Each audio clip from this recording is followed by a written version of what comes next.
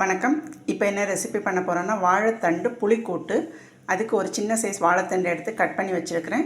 இப்போ stove on பண்ணி கடாய் வச்சாச்சு. இப்போ வாழைத்தண்டில் உப்பும் மஞ்சப்பொடியும் போட்டு கொஞ்சம் வேக வைப்போம். ஒன்று ஒன்றா பார்ப்போம். அதுக்கு இடையில் தேங்காய், பச்சை மிளகாய், சீரகம், பச்சை கடுகு வறுக்கலை, அந்த கடுகை அரைச்சிட்டு வந்துடுவோம். ஒன்று ஒன்றா பார்ப்போம். மஞ்சப்பொடி, உப்பு போட்டாச்சு. வாழைத்தண்டு உப்பு அதிகமாக ஏற்காது, தேவையானதை பார்த்து போட்டுக்கோங்க. வாழைத்தண்டில் உள்ள தண்ணியிலே அப்படியே வேகட்டும். வாழைத்தண்டு வெந்துடுது. இப்போ சின்ன நெல்லிக்காய் சைஸ் அளவில் கட்டியாக புளி கரைச்சி வச்சுருக்கேன், இதை சேர்த்துக்கலாம். தேங்காய், பச்சை மிளகாய், ஜீரகம், கடுகு அரைச்ச விழுதை சேர்த்துக்கலாம். வெல்லத்துக்கு பதிலாக ஒரு ஸ்பூன் தேன் சேர்த்துக்கலாம். இது டிஃப்ரெண்ட்டான ரெசிபி, பிடிச்சிருந்தா ட்ரை பண்ணி பாருங்கள். கடுகு, வெந்தயம், காயம் போட்டு தாளித்து ஊற்றிடலாம். மேல் டாப்பில் பச்சை கருவேப்பிலை போட்டு ஸ்டவ் ஆஃப் பண்ணிடலாம்.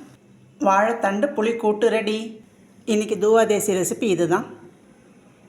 வாழைப்பூ கூட்டு, கொண்டக்கடலை, அவத்திக்கீரை பொரியல், வாழைத்தண்டு பொரியல். நன்றி.